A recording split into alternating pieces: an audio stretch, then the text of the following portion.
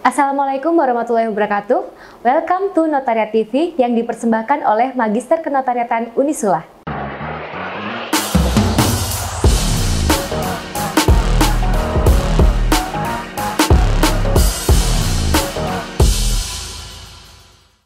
Hai sahabat notariat, kembali lagi bersama saya Firda, mahasiswi Magister Kenotariatan Fakultas Hukum Unisula Semarang. Hari ini kita kedatangan tamu spesial. Beliau adalah narasumber kita pada hari ini. Beliau adalah Bapak Dr. Haji Jawade Hafiz SH.MH yang merupakan Dekan Fakultas Hukum Unisula.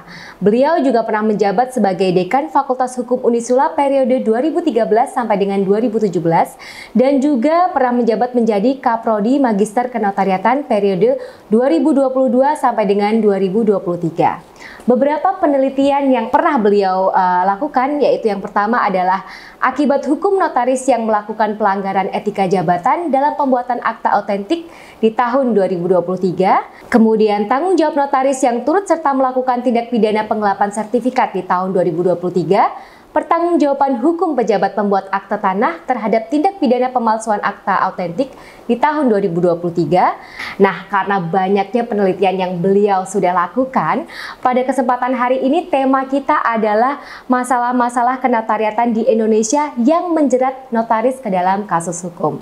Sebelum kita lanjut, kita sambut saja beliau. Assalamualaikum warahmatullahi wabarakatuh. Waalaikumsalam warahmatullahi wabarakatuh, Mbak Firda, host yang luar biasa.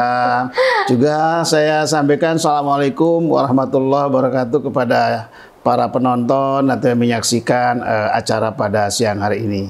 Gimana, apa kabar, Mbak? Alhamdulillah baik. Bapak gimana, Pak? Ya, alhamdulillah baik.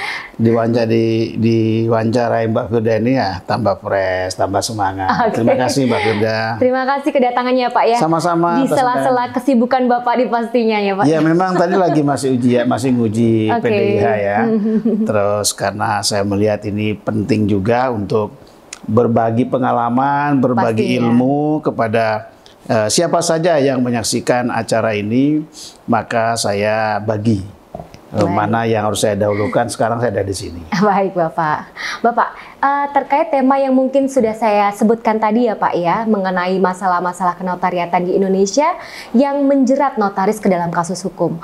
Mungkin kita bisa flashback Pak, ada beberapa kasus sebelumnya yang memang ada yang sempat viral nih Pak. Biasa ya Pak ya, kalau sempat viral biasanya melibatkan ada artis ternama. Nah ini contohnya kasus di tahun 2022, yaitu kasus artis berinisial NZ, di mana ada 2 notaris terlibat kasus mafia tanah dan divonis 2 tahun penjara. Kemudian ada juga baru-baru saja nih Pak, tahun 2024, notaris terseret kasus mafia tanah yang melibatkan anggota dewan di Banjarmasin.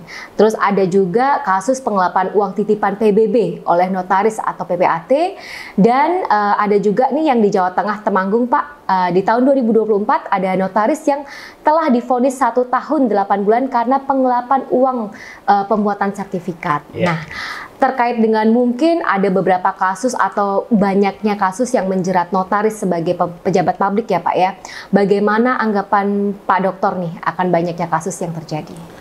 Yang pertama, dengan banyaknya kasus-kasus hukum yang dihadapi oleh para notaris itu, sebagai orang kampus tentu saya merasa prihatin ya atas adanya kasus-kasus hukum yang menjerat beberapa notaris di berbagai daerah. Nah, kasus-kasus macam itu tentu harus diberikan perhatian yang serius untuk diberikan upaya-upaya agar itu tidak terulang, karena itu sangat memprihatinkan. Insya Allah kasus-kasus yang disebutkan tadi itu sepanjang sepengetahuan saya belum ada yang menjerat alumni MKN Unisula, ya belum ada. Jangan sampai ya Pak. Ya, saya berharap jangan sampai, dan itu juga yang selalu saya tekankan kepada para mahasiswa Magister Kenotariatan di Fakultas Hukum Unisula, terutama ketika saya diamanai oleh pimpinan untuk memimpin MKN di MKN Unisula ini. Selalu saya tekankan sebagai seorang notaris maupun PPAT harus betul-betul menjaga apa yang wajib diperhatikan oleh notaris. Betul. Yang kedua, harus betul-betul patuh terhadap kode etik notaris. Karena kalau tidak, siap-siap saja akan berhadapan dengan persoalan hukum. Betul. Nah, kalau kita bicara tentang persoalan hukum, secara umum ada 3 aspek hukum yang berpotensi akan dihadapi oleh seorang notaris di dalam melaksanakan tugas dan fungsinya, melaksanakan kewenangannya sebagai pejabat umum. Yang pertama adalah persoalan hukum yang bersifat administratif. Oke. Kenapa? Karena pada dasarnya notaris itu dalam melaksanakan tugas dan kewenangannya, dia akan melakukan perbuatan hukum berupa membuat akta otentik. Nah, di dalam membuat akta otentik itu, yang pertama kali harus diperhatikan seorang notaris itu adalah apa yang menjadi syarat formil dan syarat material di dalam membuat akta otentik. Kalau syarat formil dan syarat material dalam membuat akta otentik itu tidak dipatuhi seorang notaris, disitulah mulai muncul potensi terjadinya masalah hukum administratif.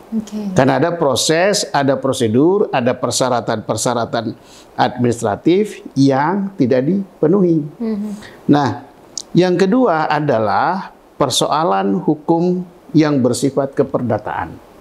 Kenapa bersifat keperdataan? Karena ada akibat hukum yang bisa ditimbulkan oleh akta otentik yang dibuat oleh notaris yang bersifat keperdataan, di mana di dalam klausul akta otentik tersebut, apabila ada klausul yang tertuang di mana bicara tentang angka, tentang hak keperdataan, dan hak keperdataan itu tidak memenuhi persyaratan formil dan persyaratan material, maka salah satu pihak di antara para pihak bisa menderita kerugian material atau kerugian keperdataan.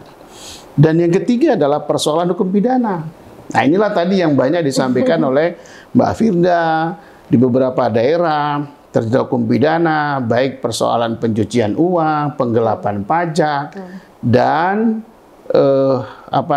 penipuan, itu bisa juga. Nah, 3 persoalan hukum ini yang betul-betul harus bisa dipahami, disadari, dan dipatuhi oleh notaris di dalam menjalankan profesinya, ya, sebagai pejabat umum membuat akta. Perhatikan prosedur administrasi yang benar, perhatikan hak-hak keperdataan para pihak, perhatikan potensi persoalan pidana yang akan terjadi. Kalau 3 hal ini diperhatikan, maka insya Allah notaris itu akan terhindar dari persoalan-persoalan hukum sebagaimana yang dialami oleh beberapa notaris yang tadi sudah disebutkan itu. Kalau Bapak sendiri melihat nih Pak, terkait dengan fenomena yang ada ya Pak ya, kejadian-kejadian ini. Sebenarnya menurut pribadi Bapak, motivasi apa sih Pak yang melatar belakangi para notaris ini melakukan sampai terjerat kasus hukum? Ya, memang harus diakui bahwa apapun profesi orang, ketika dia sudah menjalankan profesinya, terutama di awal dia merintis karir profesi, sampai dengan beberapa tahun ke depan, godaan-godaan yang sering dihadapi adalah godaan materi biasanya. Ya, tanpa kecuali termasuk notaris. Kenapa saya katakan godaan materi? Karena biasanya orang memulai profesi, pasti ada motivasi untuk mempercepat mendapatkan materi dalam rangka meningkatkan ekonomi yang bersangkutan. Pada situasi itulah seseorang biasanya kadang tergoda dengan tawaran-tawaran, iming-iming dari pihak lain untuk melakukan perbuatan hukum yang bersifat melawan hukum. Sebagai contoh notaris misalnya ya, notaris. Godaan yang paling besar dihadapi notaris ketika ada para pihak, para penghadap minta dibuatkan akta tentang pendirian perusahaan misalnya. Karena para penghadap ingin mendirikan perusahaan. Tentu kan mensyaratkan ada dokumen-dokumen sah yang resmi yang memang berkaitan langsung dengan si para penghadap untuk dituangkan di dalam dokumen. Betul. Ya, misalnya identitas para penghadap KTP-nya, misalnya dibutuhkan kartu keluarga, lalu persyaratan-persyaratan yang lainnya. Kalau para penghadap itu punya motivasi negatif, ya, ada tujuan yang tersembunyi di balik ikhtiarnya mendirikan satu perusahaan, dirasa tidak mudah untuk bisa mendapatkan akta dari notaris, biasanya penghadap itu akan memberi iming-iming kepada notaris agar tetap bisa dibuatkan akta pendirian dengan satu kompensasi akan dibayar melebihi dari yang seharusnya diterima.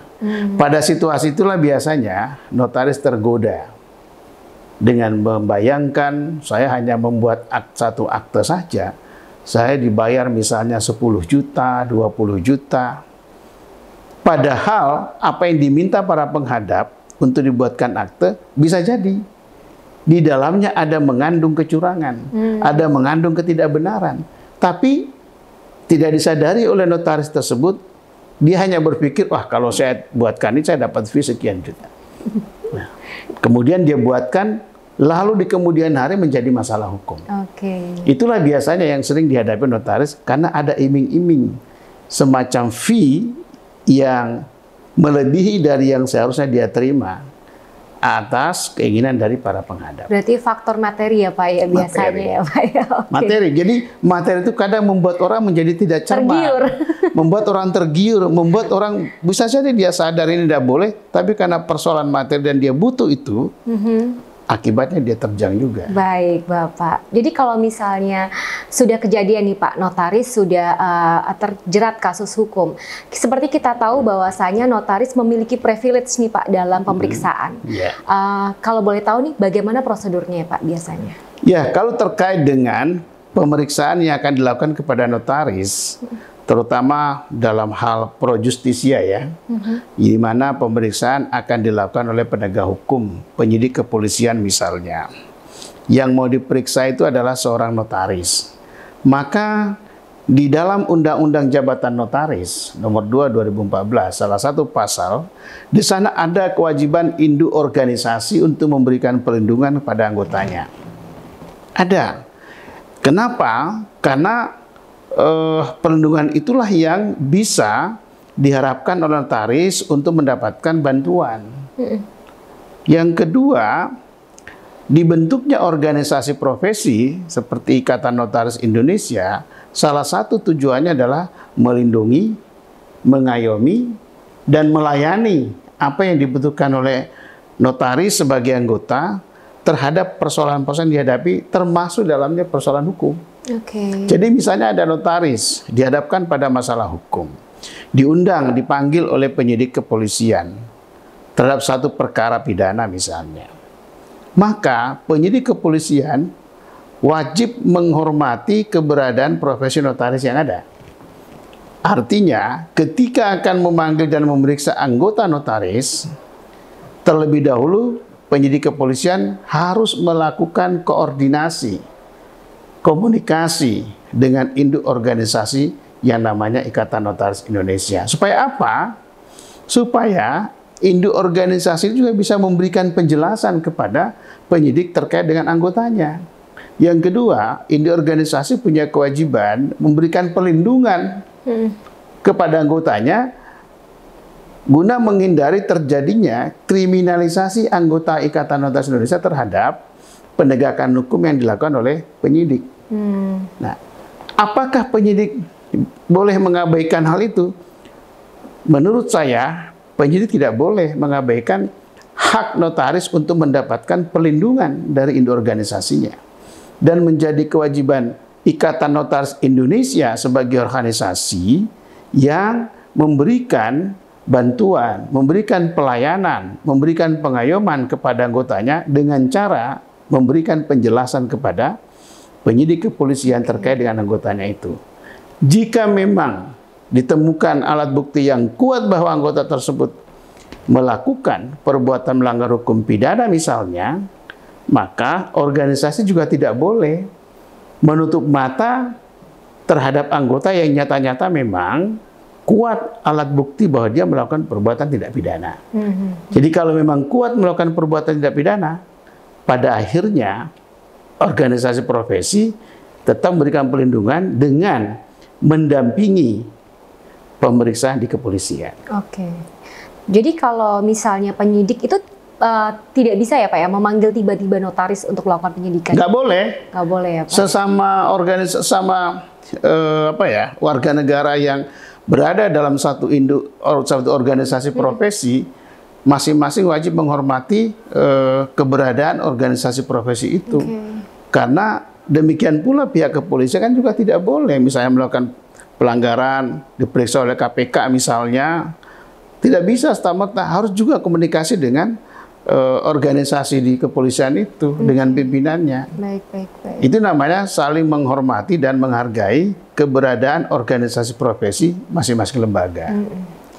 Untuk fungsi Dewan Pengawas dan keterlibatan NPD sendiri bagaimana Pak? Ya, hal ini? Itulah saya katakan di awal tadi, di dalam salah satu pasal Undang-Undang Jabatan Notaris itu kan ada pasal yang mengatur tentang pentingnya majelis pengawas ya. Di pusat namanya majelis pengawas pusat, di daerah namanya majelis pengawas daerah. Keberadaan majelis pengawas itu dimaksudkan untuk melakukan monitoring terhadap anggota notaris di daerah di seluruh Indonesia. Supaya apa? Supaya praktek notaris di daerah-daerah itu terpantau oleh organisasi melalui majelis pengawas itu. Apakah dalam 1 bulan itu notaris X misalnya melakukan pelanggaran hukum, apakah ada temuan? Bahkan lebih dari itu, apakah notaris tersebut dalam 1 bulan melakukan legalisasi terhadap dokumen-dokumen resmi, berapa banyak menerbitkan akta-akta otentik, lalu sejauh mana perkembangan keberadaan notaris itu dalam membuka kantor di daerah masing-masing.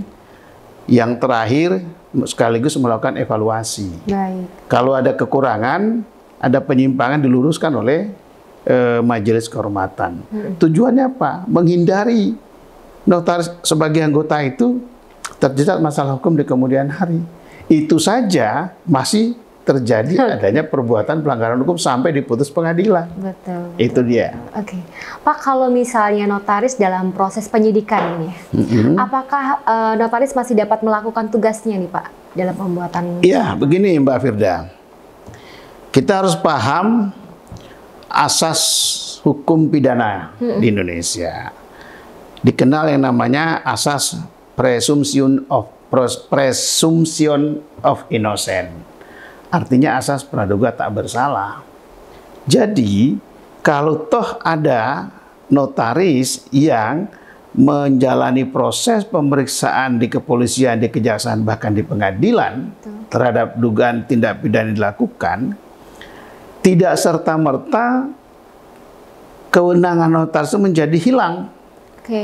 Artinya tetap dia punya hak, punya kewenangan menjalankan tugas profesinya sebagai notaris sepanjang perkara yang dihadapi tersebut belum diputus oleh pengadilan dan belum berkekuatan hukum tetap. Artinya, notaris juga mempunyai kedudukan yang sama, kedudukan hukum yang sama dengan warga negara lain.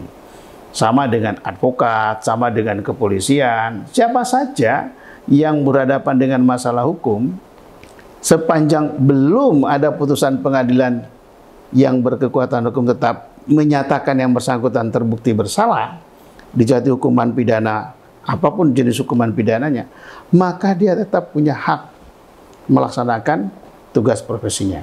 Tetap punya hak memberikan pelayanan kepada masyarakat yang datang untuk dibuatkan akta otentik misalnya. Muncul pertanyaan berikutnya, apakah akta otentik terbit itu sah dan dapat diberlakukan? Jawabannya sah. Dan tetap berlaku sebagaimana hukum yang ada. Gitu. Baik-baik Bapak. Nah, ketika ternyata sudah dilakukan putusan nih, apakah organisasi masih dapat membela notaris, Pak? Begini, Mbak Vida. Tadi sudah saya katakan, salah satu kewajiban induk organisasi notaris itu adalah melindungi, mengayomi, dan melayani anggota. Betul. kalau terutama bila mana ada anggota notaris berhadapan dengan masalah hukum, maka menjadi kewajiban induk organisasi untuk membela. Betul. Sampai ada putusan pengadilan yang menyatakan apakah dia terbukti atau tidak terbukti bersalah. Jadi hak untuk mendapatkan pembelaan dari induk organisasi tetap berlaku. Bagaimana kalau sampai pengadilan? Tetap anggota berhak mendapatkan pembelaan dari induk organisasi. Sebaliknya, induk organisasi tetap punya kewajiban untuk membela dan melindungi anggotanya. Baru berhenti membela atas perbuatan dilakukan oleh anggota tersebut jika anggota notaris itu telah diputus oleh pengadilan, dinyatakan terbukti bersalah, dan dijatuhi hukuman selama sekian tahun. Disitulah berhenti organisasi membela anggotanya terkait dengan perbuatan hukum yang terjadi. Apabila naik banding seperti itu, Pak? Kan tadi saya katakan, sampai putusan pengadilan yang berkekuatan hukum tetap. Jadi, selama belum ada putusan pengadilan berkekuatan hukum tetap, maka selama itu pula anggota notaris tetap punya hak mendapatkan bantuan, pembelaan, perlindungan, dan induk organisasi tetap punya kewajiban untuk membela anggotanya, meskipun putusan pengadilan tingkat pertama, lalu tidak puas, banding, kasasi, sampai PK. Jadi, pembelaan organisasi kepada anggotanya tidak akan berhenti selama itu masih dalam proses hukum dan selama belum ada putusan pengadilan yang berkekuatan hukum tetap. Menarik banget nih. Nah, kalau misalnya ketika vonis telah dijatuhkan nih Pak, berarti kan sudah ini ya Pak ya, sudah final ya Pak ya? Belum. Kan tahapan pemeriksaan perkara pengadilan kan jenjang pertama, tingkat pertama di pengadilan umum atau pengadilan negeri.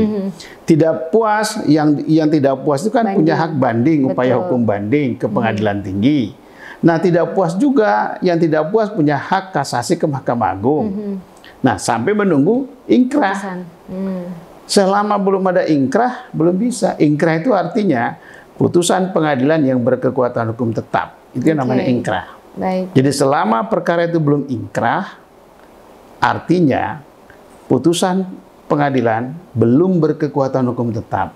Karena belum berkekuatan hukum tetap, maka pihak yang tersangka, terdakwa, atau terpidana belum bisa dinyatakan sebagai seorang narapidana. Karena perkaranya belum ingkrah. Baik. Nah, ketika tadi putusan terakhir yang sudah inkrah tadi ya Pak ya. Nah, apakah notaris secara otomatis keluar dari organisasi nih Pak? Tentang keluar dari organisasi itu ada aturan yang berlaku di organisasi notaris ya.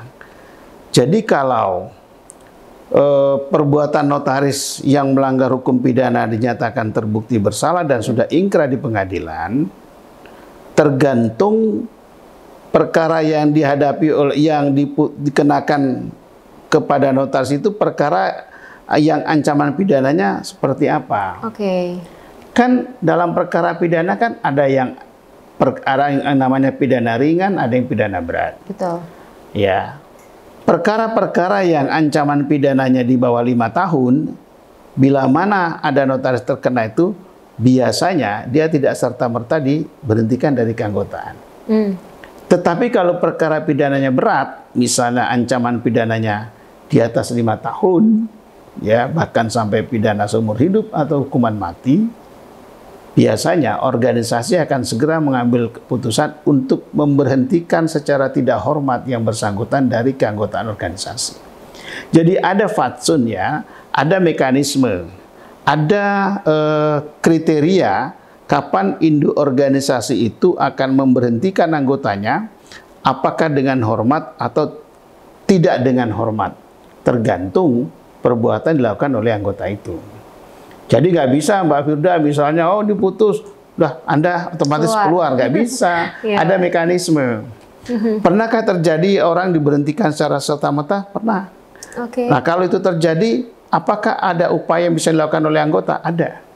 Dia bisa melakukan upaya untuk melakukan pembelaan, ya dengan mengajukan keberatan kepada organisasi sekaligus menanyakan mengapa saya diberhentikan, apa perkaranya. Itu hak anggota. Jadi memberhentikan anggota dari organisasi tidak bisa semena-mena. Walaupun anggota itu memang tadi sudah jatuh hukuman pidana. Organisasi yang baik, organisasi yang profesional, di dalam memperlakukan anggotanya, dia patuh terhadap aturan main. Patuh terhadap undang-undang yang mengayominya. Kedua, patuh terhadap kode etik yang berlaku di organisasi notaris itu. Begitu caranya. Baik.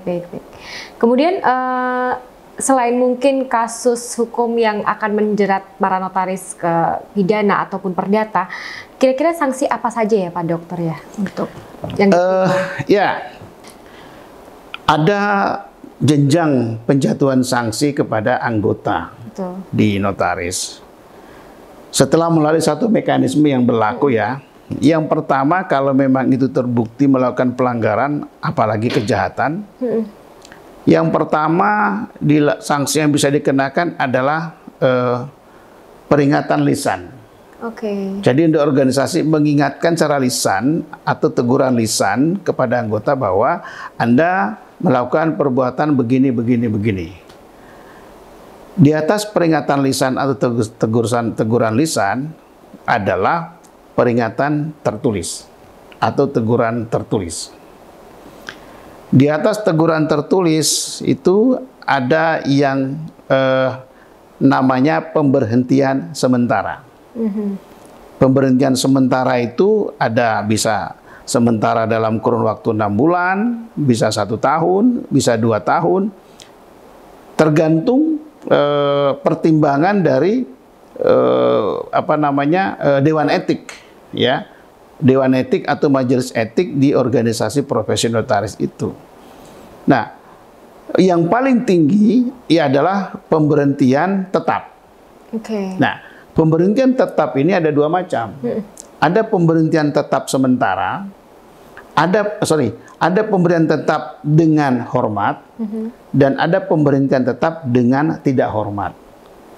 Kalau anggota diberhentikan tetap karena melakukan kejahatan, perbuatan pidana yang ancaman pidananya di atas 5 tahun, ya, dan putusan pengadilan sudah berkekuatan hukum tetap, biasanya ya sanksinya adalah pemberhentian tetap dengan tidak hormat. Tetapi kalau anggota diberhentikan, ya, di mana perbuatannya bukan melakukan perbuatan pidana atau kejahatan berat, biasa saja misalnya, tetapi badan majelis kehormatan ini menginginkan diberhentikan, ya, maka dia cukup diberhentikan dengan hormat.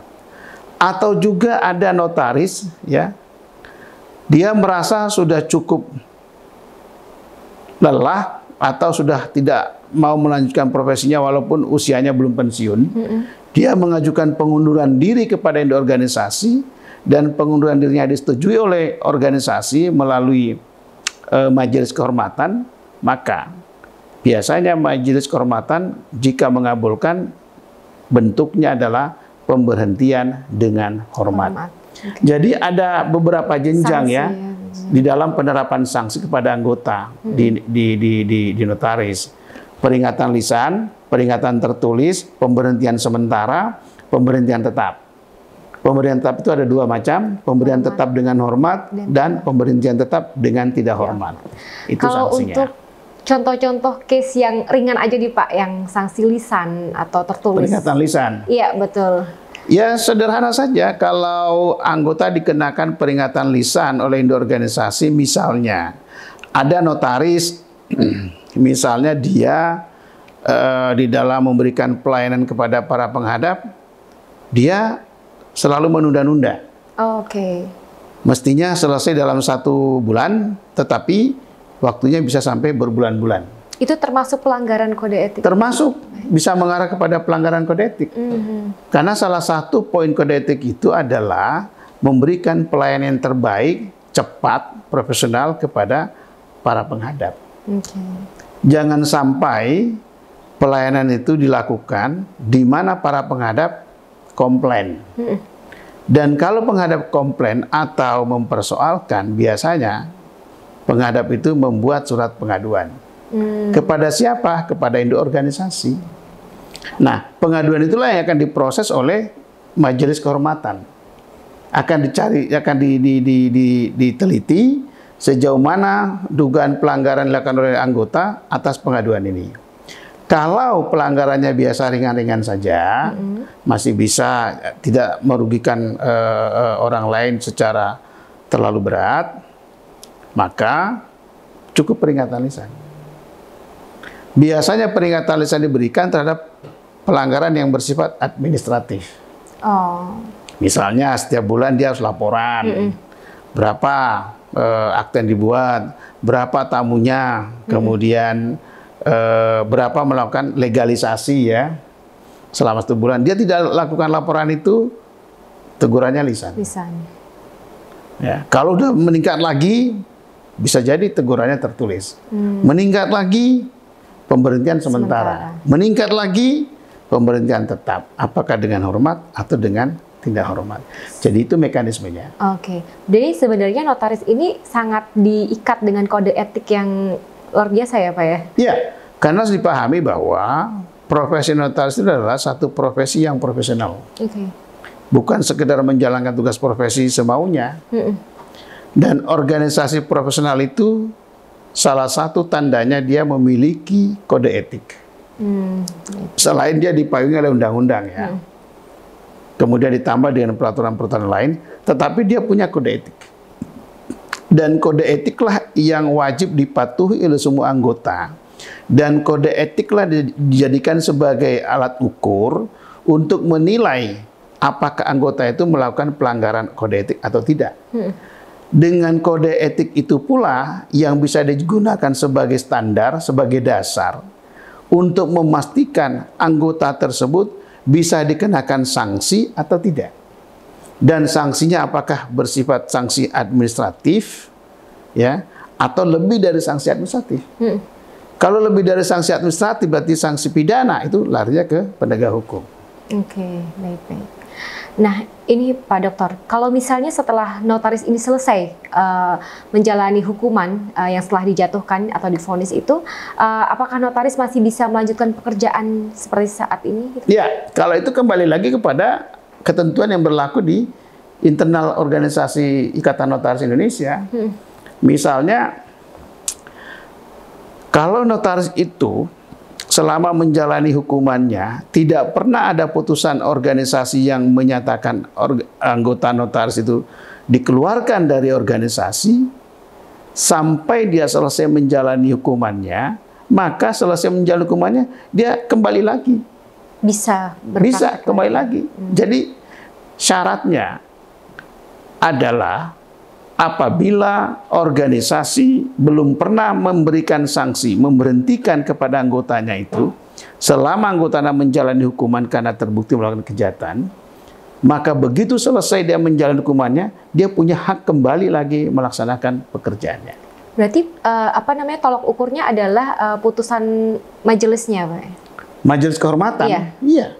Jadi selama belum ada putusan majelis kehormatan yang menyatakan notaris tersebut diberhentikan, apakah dengan hormat atau tidak dengan hormat, maka begitu anggota selesai menjalani hukumannya, dia punya hak secara hukum untuk kembali melaksanakan profesinya.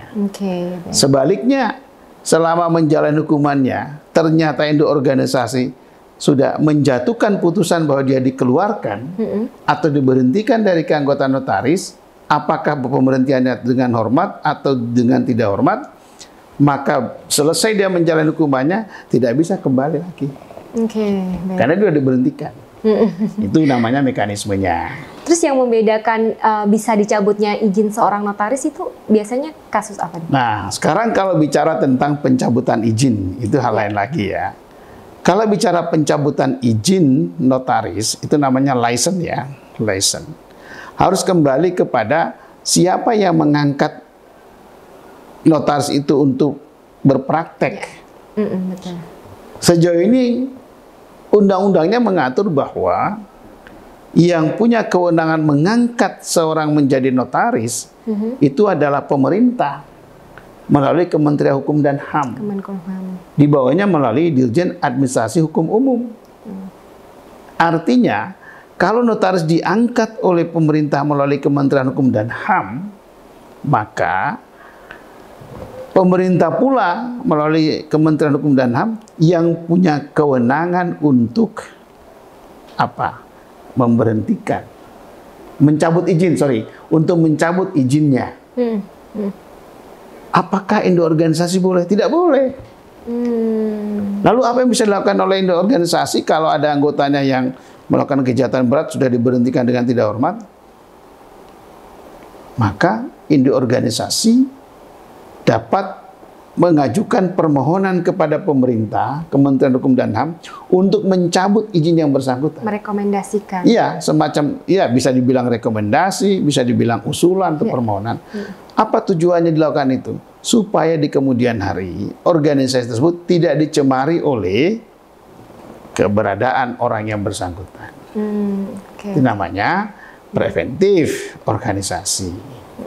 Kalau contohnya Pak, misalnya ada nggak sempat kasus atau yang Pak Dokter tahu perbuatan tercela yang mengakibatkan ini notaris dicabut izinnya? Kalau sampai hari ini saya belum pernah membaca secara langsung ada notaris melakukan perbuatan tercela atau jatuh hukuman pidana di atas 5 tahun, kemudian lisensinya dicabut. Saya belum pernah tahu secara langsung. Tetapi mungkin saja ada data di pengurus pusat Ikatan Notaris Indonesia. Ya. Jadi kalau saya pribadi belum pernah baca langsung. Oke. Ya. Oke, the last question nih Pak ya. Oke. Solusi apa nih Pak yang bisa disarankan untuk menghindari notaris supaya tidak terjerat kasus hukum nih? Iya, bagus sekali nih pertanyaannya di ujung acara kita ini ya. Ada beberapa langkah yang bisa dilakukan oleh induk organisasi, dalam hal ini Ikatan Notaris Indonesia, terhadap anggotanya, guna mencegah terjadinya perilaku anggota yang bisa mencemarkan nama baik organisasi, bahkan bisa mencemarkan nama baik notaris itu sendiri. Yang pertama,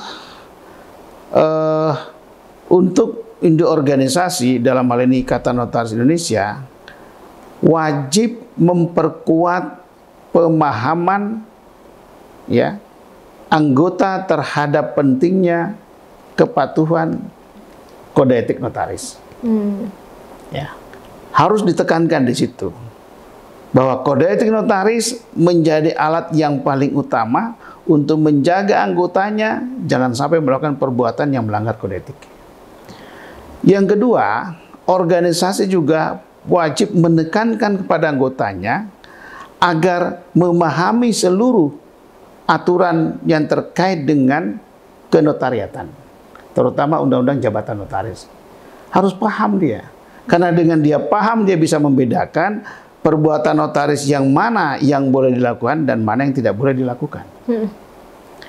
Yang ketiga, organisasi juga wajib menanamkan nilai-nilai kesadaran akan pentingnya tanggung jawab notaris dalam menjalankan profesinya.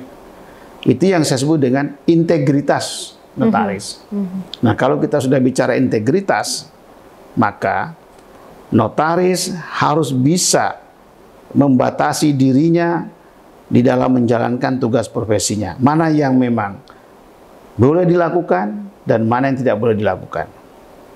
Kesadaran, ketelitian, kehati-hatian, kecermatan notaris menjadi faktor penting untuk menghindari dirinya dari potensi melakukan perbuatan melanggar hukum. Oke, luar biasa sekali. Satu lagi boleh Pak? Boleh. Baik, Pak, mungkin ada saran atau mungkin pesan nih buat teman-teman yang masih sekolah ya Pak ya di MKN Unisula ataupun alumni MKN Unisula Pak? Iya, sebagai orang yang pernah memimpin MKN walaupun cuma 1 tahun di Unisula, dan juga sebagai dekan Fakultas Hukum Unisula saat ini, maka saya ingin berpesan pertama kepada para mahasiswa Magister Kenotariatan adalah pahamilah ya, hal-hal yang terkait dengan tugas dan kewenangan notaris.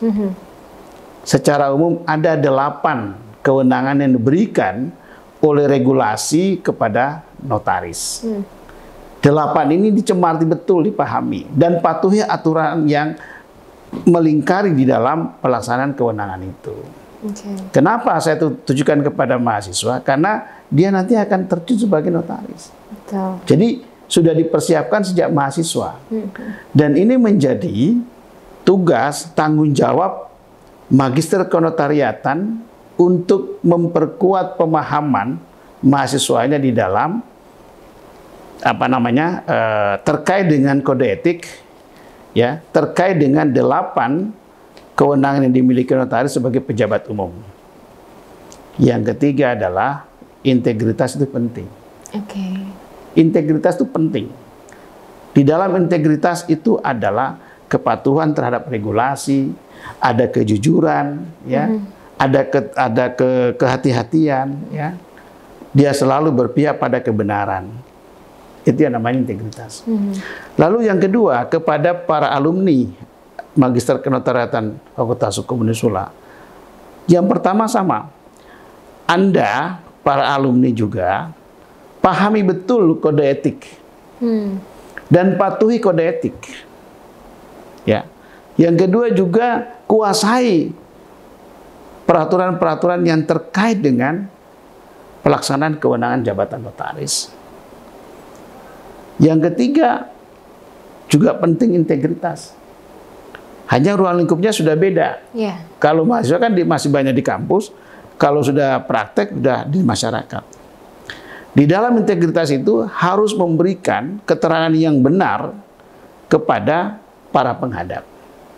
Jangan mengakali peraturan demi untuk mendapatkan fee.